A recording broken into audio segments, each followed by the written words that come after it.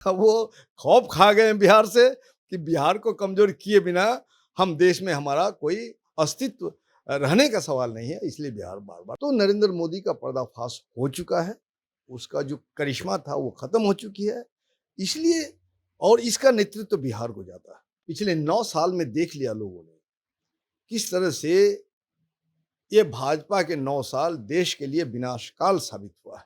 और बीजेपी को परेशान होने की जरूरत नहीं है। बीजेपी मुंह कैसे छिपाएगा चुनाव के बाद, वो घर तलाश करना है उन्हें। उदयनिधि स्टालिन ने जो वो बयान दिया, उसी बयान को देखा देखी, ये बिल्कुल चाय की दुकान का जो बयान होता है, बहसबाजी होता है। हम लोग बोलते हैं don't argue to win the argue. Argument को जीतने के लिए आर्गू मत कीजिए, आर्गुमेंट को जीतने के लिए आप तथ्य पेश कीजिए, और तथ्य में अगर कमजोर होते हैं तो फिर आपको सॉरी बोलना होगा। तो उसी तरह से देखा देखी ये बयान देने की जो का फंस गए हैं, ये फंस गए हैं असल में। लोकसभा चुनाव नजदीक है और ऐसे में लगातार भारत के गृह मंत्री अमित शाह बिहार दौरे पर हैं और आज वो मधुबनी के झंझारपुर में उनका एक कार्यक्रम था जिसको उन्होंने संबोधित किया। लेकिन उससे पहले उप मुख्यमंत्री तेजस्वी यादव का जो बयान आया वो सुनने वाला था, जिसमें वो कहते हैं कि गृह मंत्री डर गए हैं और ये भाजपा की बौखलाहट है जो दिखाती है कि बार बार बिहार के दौरे पर गृह मंत्री आ रहे हैं, कहीं और नहीं जा रहे हैं, बिहार ही साध रहे हैं, क्योंकि बिहार में वो अपनी स्थिति को देख करके जो है कमजोर भाप रहे हैं और इसीलिए बार बार बिहार आए। हमारे साथ इसी मुद्दे पर बातचीत करेंगे भाकपा माले से विधायक है महबूब आलम जी। सबसे पहले तो सर आपका हमारे चैनल में स्वागत है। जिस तरीके से अमित शाह आ रहे हैं, क्या लगता है?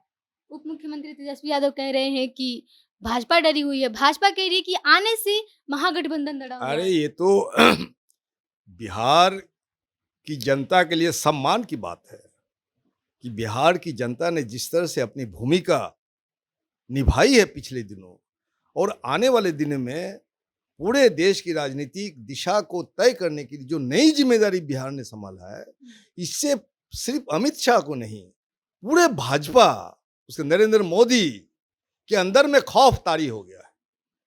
इसलिए वो चाहता है कि बिहार को टारगेट किया जाए। इससे पहले वो मुसलमान को टारगेट कर रहे थे, अब मुसलमान को टारगेट करने के बाद बिहार जो दलित विमर्श की जमीन है, जो पिछड़ा विमर्श की जमीन है, मंडल कमीशन की जमीन है, जेपी जयप्रकाश नारायण की जमीन है, जिन्होंने आपातकाल स्थिति का मुकाबला करने में बिहार आगे आए। अब मंडल कमीशन का देखिए 89 में। तो इसलिए बिहार वो आ रहे हैं, इससे बिहार की जनता और मजबूत होगी।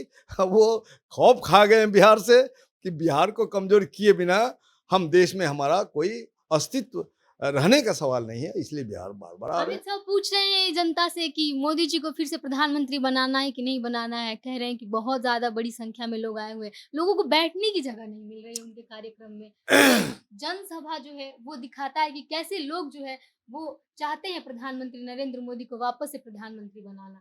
क्या कहना चाहिए? देखिए, बिल्कुल प्रधानमंत्री की छवि बिल्कुल खत्म हो चुकी है। वो एक सांप्रदायिक मानसिकता के लोग हैं, और पिछले 9 साल में देख लिया लोगों ने किस तरह से ये भाजपा के 9 साल देश के लिए विनाशकाल साबित हुआ है।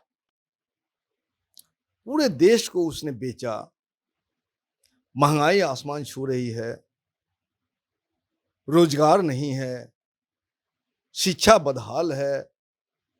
ऐसा कोई इंस्टीट्यूशन उसने नहीं बनाया 9 साल के अंदर में कि पूरी दुनिया में हम प्रोजेक्ट कर सकते हैं।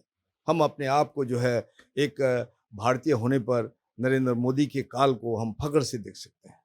आपने देखा कि किस तरह से आम जनता के बीच में खौफ भरने के लिए इनके मध्य प्रदेश में देखते हैं आप कि एक जो आदिवासी एक मजदूर पर किस तरह से खुलेआम पेशाब कर रहा है, किस तरह से रेल में देखते हैं कि आप जो है ये जो है चुन चुन के लोगों को, जिसको रेल मुसाफिरों की सुरक्षा की जिम्मेदारी है, वो टारगेट करके निशाना करके मुसलमानों को गोली मारते हैं।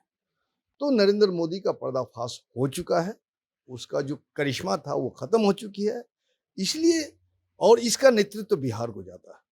बिहार ने गठबंधन बनाने में जो बिहार को कामयाबी मिली और बिहार की सत्ता से उन्हें जो हटाया गया, और इसलिए बिहार जो आज एकजुट है और पूरे देश में सांप्रदायिक फासीवाद विरोधी, लोकतंत्र के खिलाफ जो ताकतें हैं उनके विरोध में, संविधान के पक्ष में जो इंडिया जैसा बड़ा गठबंधन बना है, इससे उन लोगों में बौखलाहट छा गई है। आप सांप्रदायिक भावना की बात कर रहे हैं और दूसरी तरफ आप ही के महागठबंधन के मंत्री हैं, शिक्षा मंत्री, वो एक धर्म के बारे में इस तरीके से कहते हैं, एक ग्रंथ के बारे में कि पोटेशियम साइनाइड है, ज़हर है। इस पर क्या कहना चाहेंगे? अबे धर्म के बारे में उन्होंने नहीं कहा, सनातन के बारे में उन्होंने कहा। अब सनातन है क्या? इसका एक शाब्दिक अर्थ हो सकता है, इसकी एक व्याख्या हो सकती है। अब आज समझ ले, जिस तरह से आज सड़कों पर अपना इंटरव्यू कवर करते हैं, न्यूज़ कवर करते हैं, आज से 20 साल पहले ऐसा हो सकता था? इसकी कल्पना हो सकती थी? नहीं। स्टूडियो में बैठ के लोग समाचार वाचन करते थे। तो डेमोक्रेसी और साइंस एंड टेक्नोलॉजी के डेवलपमेंट की वजह से आपको ये मौका मिला और आप देश की सेवा के साथ साथ स्वरोजगार भी करते हैं और देश को अपना महत्वपूर्ण योगदान देते हैं। तो आप चाहते हैं कि 20 साल पहले की परिस्थिति आ जाए? चाहते हैं आप? नहीं चाहते हैं। तो उसी तरह से सतत विकास की प्रक्रिया में आप और हम यहाँ पहुंचे हैं। सनातन को बदनाम करने की बात नहीं है। उन्होंने रामचरितमानस के एक दोहा का सवाल उठा करके इससे पहले उन्होंने व्याख्या की, बयान दिया। इधर जो उदयनिधि स्टालिन ने जो वो बयान दिया, उसी बयान को देखा देखी, ये बिल्कुल चाय की दुकान का जो बयान होता है, बहसबाजी होता है। हम लोग बोलते हैं don't argue to win the argue.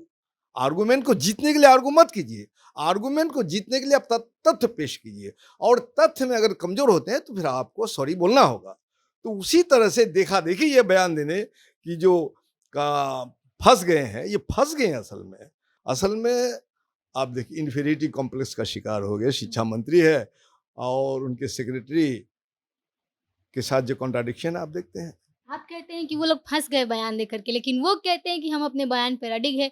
एक तरफ उदयनिधि बोलते हैं कि हम जो बोले हम उस पे अडिग हैं। चंद्रशेखर बोलते हैं कि जो शिक्षा मंत्री हैं एस चंद्रशेखर, वो कहते हैं कि आजीवन विरोध करूँगा इसका।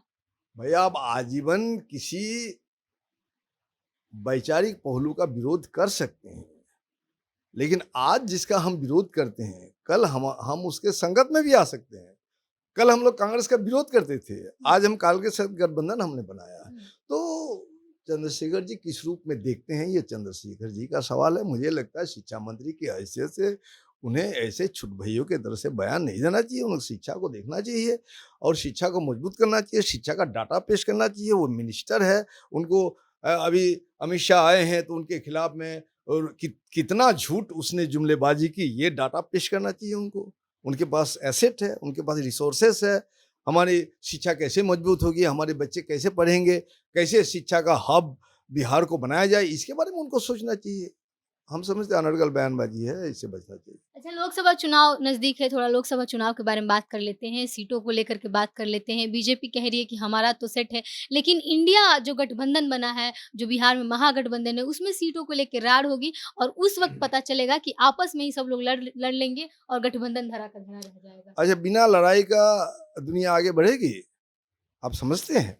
आप लड़के यहाँ तक आए, जहाँ से निकले हैं आप, वहां से यहाँ तक आने में भी ये भी एक लड़ाई है। ये लड़ाई का पॉजिटिव पहलू है। सड़क खाली नहीं है आपके लिए, आप दाएं बाएं झांक करके आते हैं तो आपस में तो होगा, लेकिन फिर हम तय कर लेंगे, बिल्कुल एकजुट रहेंगे और 40 का 40 सीट इस बार हम लोग जीतेंगे। कांग्रेस अपना दावा ठोक रही है, आपकी पार्टी की तरफ से अपना अलग दावा ठोका जा रहा है। क्या लगता है सीटें अरे कितनी दावा हाँ? हम तो एक जगह भी हम बैठे नहीं है। हम समझते हैं फलना फलना जगह में हमारा काम है तो हमें यहाँ लड़ना चाहिए। ठीक, कांग्रेस सोचती है कि परंपरागत रूप से फलना फलना जगह हमें लड़ना चाहिए। कुछ जीती हुई सीट्स है और वो उस गठबंधन की जीती हुई सीट्स है, एनडीए गठबंधन की सीट से। आज महागठबंधन आई तो चीजें और परिस्थिति बदल गई, और जो मान लीजिए कि समीकरण है, जनता का समीकरण भी बदल गया होगा। इन चीजों को लेकर के हमारे नेताओं की चौकसी है और यकीनन हम लोग समझौता में आ जाएंगे और बीजेपी को परेशान होने की जरूरत नहीं है। बीजेपी मुंह कैसे छिपाएगा चुनाव के बाद, वो घर तलाश करना है उन्हें। अभी तो वो चाँद पे भेज रहे हैं इंडिया गठबंधन के नेताओं चांद को। को उन्होंने भेजा नहीं। वो चांद देखिए, चांद में हम गए, हमारे लिए फख्र की बात है। इसरो का गठन हम लोगों ने किया, भारत की जनता ने किया, भारत के वैज्ञानिकों को ये श्रेय जाता है। एक सिरफिरा प्रधानमंत्री को ये श्रेय नहीं जाता है। उसको भी होना चाहिए, ये श्रेय मुझे नहीं लेना चाहिए, ये श्रेय देश को जाता है। देखिए चंद्रयान में रूस ने भेजा, सबसे पहले स्पेस में रूस गया, लेकिन रूस कितना पीछे छूट गया। क्रैश चंद्रयान उसका क्रैश हो गया और हम सफल हो गए। तो हम सफलता का एक से एक कदम आगे बढ़ा रहे हैं। विश्व राजनीति हमारी पहचान हो रही है। विश्व राजनीति में हमारी पहचान नरेंद्र मोदी की वजह से नहीं हो रही है। हमारी जनता की समृद्धि, हमारी जनता का जो बौद्धिक संपदा है, हमारा जो मेहनत कश जनता है, पूरी दुनिया में जाकर के ये अपना योगदान देकर के जो रोजी रोटी हासिल भी कर रहे हैं और उस देश में भी अपना योगदान दे रहा है, ये इसके लिए हमारी पहचान और विशेष महत्व बढ़ा है। बहुत बहुत शुक्रिया सर हमारे साथ बातचीत करने के लिए। और अरे जिस कब तरीके नहीं से है? लोकसभा चुनाव नजदीक आ रहा है, बीजेपी डरी हुई है, साफ तौर पे कहना रहा। और साफ तौर पे ये भी बातचीत निकल करके सामने आई कि जिस तरीके से अमित शाह बार बार दौरा कर रहे हैं, कहीं ना कहीं ये एक बौखलाहट है जो बिहार की स्थिति है, जिसमें पहले बीजेपी जो है वो हिंदू कार्ड लेकर के खेलती थी, लेकिन अब वो कहीं ना कहीं कमजोर पड़ रही है कर्नाटक चुनाव के बाद। इसलिए जमीनी स्तर पर आकर के काम करना चाहते हैं, लेकिन इसका भी कोई फायदा नहीं होगा लोकसभा चुनाव में। अब इस पर आपकी क्या प्रतिक्रिया है, हमें कमेंट बॉक्स में लिख के बताइएगा। हमने आपको दिखाया, हमारे साथ महबूब आलम जी थे और भाकपा माले के विधायक है। तब तक के लिए बने रहिए हमारे साथ, देखते तो भी आप मैं आपके साथ प्रिया। बहुत बहुत धन्यवाद।